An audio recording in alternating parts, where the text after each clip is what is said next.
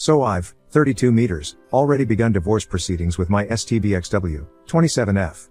I live in Kentucky and my STBXW is currently in Florida with our 14-month child. This is a very long story with so much drama, and this is also a throwaway account because my STBXW knows my account. I normally don't post online about myself, but I really feel so alone at this moment that I could really use some support. So a bit of backstory. When I was 18, I was in an abusive relationship with a woman and we had a child together despite using birth control. She cheated on me multiple times, but the kicker was she ended up cheating on me with my best friend, we'll call him James, and I was absolutely destroyed by this. I stopped talking to my friend for years, but eventually, I pulled myself up and reached out to this friend. He talked about how he was so incredibly sorry and I forgave him. In my mind at the time, I had let this woman alienate me from all of my close friends and I just didn't want to lose my oldest childhood friend because of this. Sadly, this becomes relevant later. So, fast forward to the current day, I've since gotten custody of my 13-year-old son and was happily married. My wife comes from an extremely wealthy family, whereas I grew up impoverished and struggling with simple things like food security. My parents were divorced and I lived with my mom who received disability benefits. At 30, one had a good job running a land surveying operation with my dad who is a licensed surveyor. My wife was going to school for her bachelor's and I was working full-time while also working on getting my associate's degree. Things seemed relatively fine, but now looking back at it I'm noticing all these red flags that I ignored because I was in love. My wife struggled in school a lot. It seemed strange to me that she was struggling so hard, while I was getting good grades and working full-time. She used to get very upset with me for my good grades, so I would lie to her and tell her I got C's when I was really getting a nearly 4.0 GPA. I would try to encourage her and help her with homework, but this eventually led to me just doing her homework for her because she was too paralyzed to do it herself. When COVID hit, my job suffered and I began making less money. We still were doing fine financially, but it was less. Even though she was on birth control, she got pregnant and we had a child together. When she was pregnant, this was when things first began taking a turn for the worst. Her dad died of COVID about 2 months before our daughter was born, and there was a lot of grief and mourning. Our daughter was born in March of 2021, and I took time off work to be as involved as possible with my daughter. I really wanted to have a strong bond with her, so I took months off, and when I did return to work it was only part-time. My wife was suffering from postpartum, and I had read online that the best thing to do when your partner is suffering from postpartum is to help as much as possible, so I did. I would routinely do things for my wife like make her breakfast in bed, and I took great care of my daughter. My wife has always been awful at doing chores. She never liked to clean, do dishes, or cook dinner, so we would pay people to come and clean our house, but since I was making less money now, these responsibilities fell on me. But these were all things I mostly enjoyed, so I happily did them, but after a while things started to weigh on me. I began going to therapy. I was initially diagnosed with bipolar, but that diagnosis my wife began doing very concerning things. She would accuse me of having an affair with my therapist. If I went to work, she would demand that I come home to help with our baby.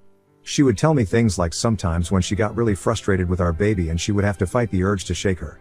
One couldn't believe these things and I was scared. She was becoming much angrier than usual, which she's always been one to fave anger issues, but things were getting, well, bad. There were several instances where she would do something downright horrible in front of my family and son, and I would have to apologize on her behalf and try to mend relationships, but going into detail on those would make my already very long story, so problems came to the surface in July of 2021. When I woke up at 4 a.m. and she was screaming at our 4-month-old and rocking her, emo too hard, to go to sleep because she was crying. I sat straight up and told her to give me our baby and I would take care of her. My wife then got kind of sheepish, like she was just caught. I told her she was scaring our child and she needed to give her to me. She did, and then she went to sleep. I took care of the baby and laid her back down, but I couldn't go back to sleep. I was really struggling to come to terms with what just happened. I went to work that day, and when I came home she wanted to confront me and defend herself. And I would just tell her that I couldn't talk to her ATM. I just wanted to take a shower and take my dog to his vet appointment and we could talk about it later. She followed me around, and I kept asking her to just leave me alone. I ended up going outside and she followed, yelling at me. I told her that she had anger issues, that she didn't care about anyone but herself and needed to act better. She stepped forward and slapped me, hard. I didn't hit her back or anything. I just kinda slumped and said, "Look what you've done now." Then I went upstairs and sat on the toilet, kinda crying but mostly in shock. She followed me up the stairs and I remember this very clearly because she never apologized. She was just trying to explain how she got so defensive and how what I said just made her so angry because it was similar to her abusive parents. I couldn't believe she wasn't apologizing and instead was defending herself. I didn't take my shower or anything, and I just left to take our dog to the vet. While I was at the vet, she contacted some of my family to take her to a mental hospital so she could get treatment. When I got back she was gone, was headed to the hospital, and she was just texting me telling me how sorry she was. She got diagnosed with postpartum and it took time, but I tried my best to forgive her and be understanding. When she got back, Things were somewhat normal for a bit, but after about 3 days she asked me why I seemed withdrawn, and I just said something along the lines of, well, it's hard for me to cope with the fact that you hit me. She started telling me that years ago I threw a hairbrush at her and she forgave me for it. I don't remember ever doing this, but all of a sudden this was being brought up and I would have to apologize for it to placate her even though I didn't remember doing it. Now I'm understanding that it never happened. Well, a few months later her stepmother in Florida was diagnosed with lung cancer and offered to buy us a $400,000 house in Florida. Now I live in Kentucky, so we would have to move down. It was exciting because my old friend, James, lived in Florida now as well and I would be able to see him again.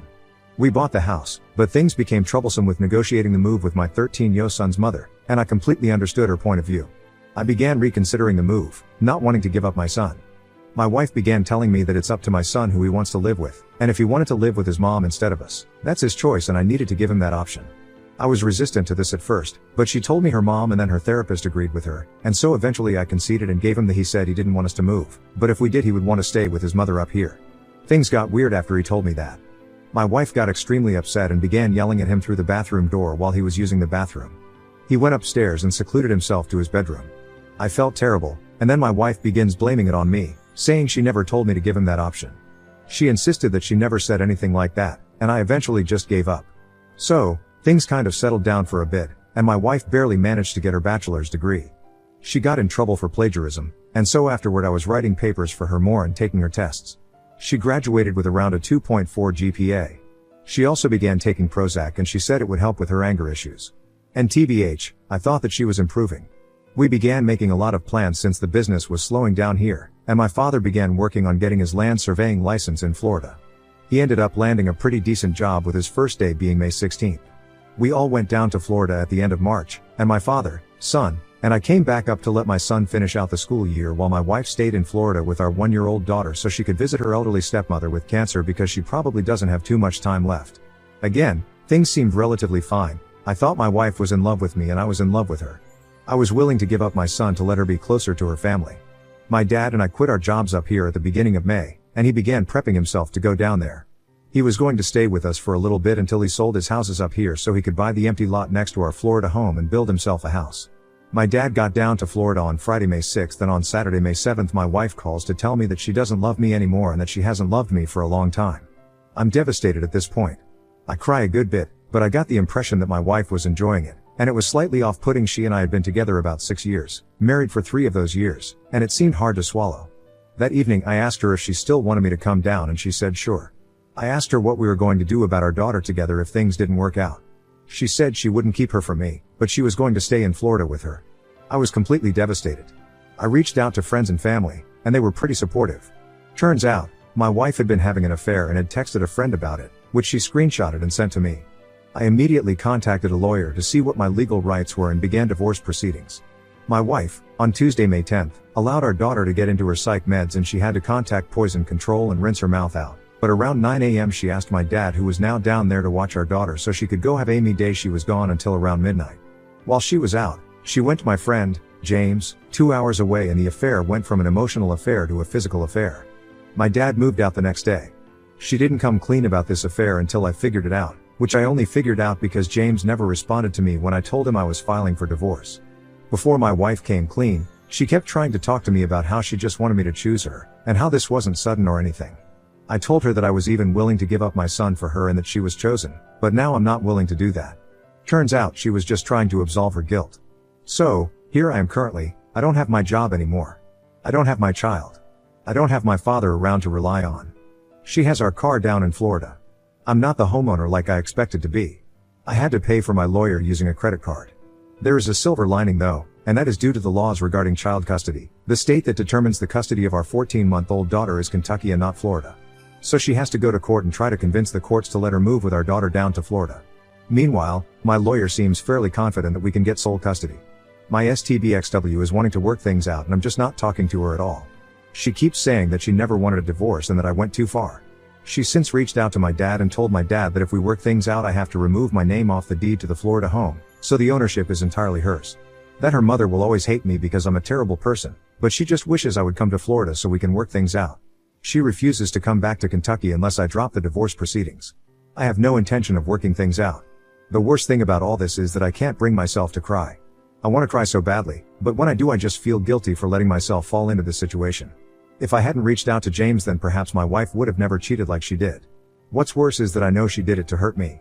She knew about mine and James's history and picked the one person in the entire world to have an affair with that could deliver such a devastating blow to my confidence.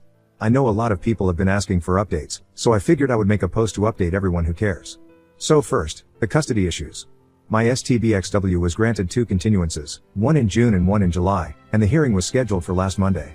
Luckily, Friday before the court hearing she and I reached a temporary custody agreement that will last until the permanent one is determined towards the end of our divorce. Essentially, my daughter is going to be spending a month with me and then a month with her. We'll be exchanging her at the airports. This is beneficial to me. Since she had delayed the court hearing twice, it would now be difficult to claim she's an unfit mother in a custody hearing. Since we had no custody agreement prior, her moving away is not in violation of any custodial arrangements, so in order to have my daughter move back to KY I would have to prove that I should be awarded primary custody. It wasn't impossible, but it was a bit of a long shot. Now when permanent custody is being determined, she and I already have 50-50 custody established, and as long as there are no incidents while she's staying with me, we'll be on equal footing for when the primary custodian is determined.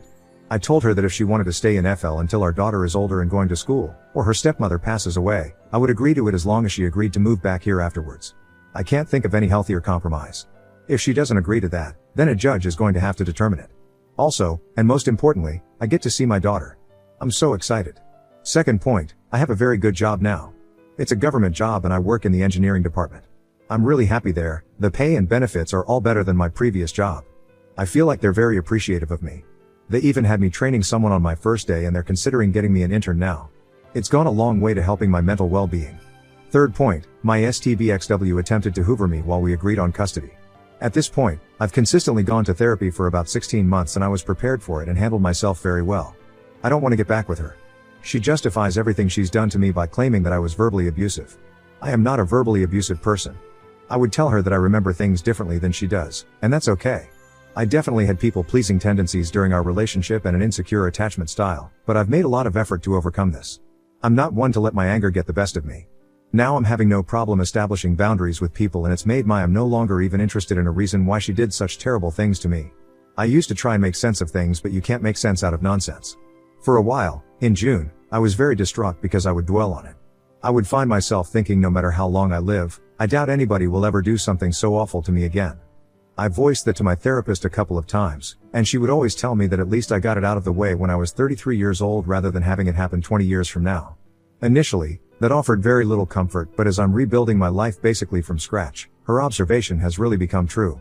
I feel like I can basically handle anything life throws at me because I've already gone through hell and came out, not only alive, but a much better person than I used to be. While my STBXW was talking to me over the phone that day we reached an agreement, she asked me why I didn't try to reconcile. I told her reconciliation is a privilege given by the betrayed spouse, and that to me, I would have considered reconciliation if I had seen her make efforts to reconcile. The first one being that she either had to come back up here or cut off ties with her app. She did neither. She told me her and James were no longer seeing each other. I asked her when she stopped seeing him. She asked, does it matter? I said it didn't matter. I don't want to reconcile, so I actually don't care. I'm not here to give her instructions on how to reconcile. At the same time, I also told her that if she had an affair with anybody else in the world I may have been more willing to settle on reconciliation. I told her what you did to me, you either did it in a way to make this as painful as you possibly could for me, or you did it with complete disregard for how much it would hurt me. I actually can't decide which is more evil. I never use the term evil in any regular context, but I struggled coming up with any other word to describe it. Fourth point I want to touch on, my son is extremely happy that we're getting divorced. He and I have become even closer in the past few months. He asked me if I knew my STBXW was crazy before I filed for divorce, and I didn't really know what to say. Lol. I'm so happy to be a positive influence in his life. Fifth point, my lawyer is awesome but expensive. He's been doing this for about 30 years and he told me that my case is the most bizarre one he's ever seen. I'd give that's a compliment or not, but he cares and is straight with me. I couldn't ask for more. Aside all that, I reached out to an old crush of mine that I hadn't talked to for about 15 years. She and I had feelings for each other back then, but I was with my son's mother at the time, and as horrible as she was to me, I could never bring myself to cheat on my son's mom and disrupt his life. I told her that then, and she was very respectful of that boundary, and it's something I always appreciated about her. Truth be told, she helped me feel a bit better when I was really going through some awful shit. So I reached out to her with no expectations of anything. Just to kind of dip my toes. Get ready to talk to people more and eventually start trying to date again. Funny enough, she's going through a divorce too. Her ex was a narcissist as well.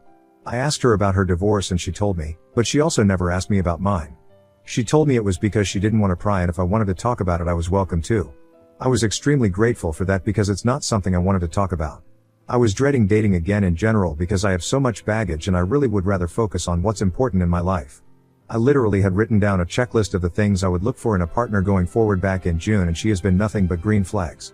As a side note, her story has a shocking amount of similarities to mine. I've noticed I have a very hard time allowing myself to be vulnerable after all the pain I've been through. I'm working on that. This woman is extremely nice and understanding with me, and it's made me want to be vulnerable. I've talked to her a bit about stuff, but I also told her I want to take things slow, and since she's got so much on her plate as well, if either of us ever thinks things are getting too serious we should let each other know.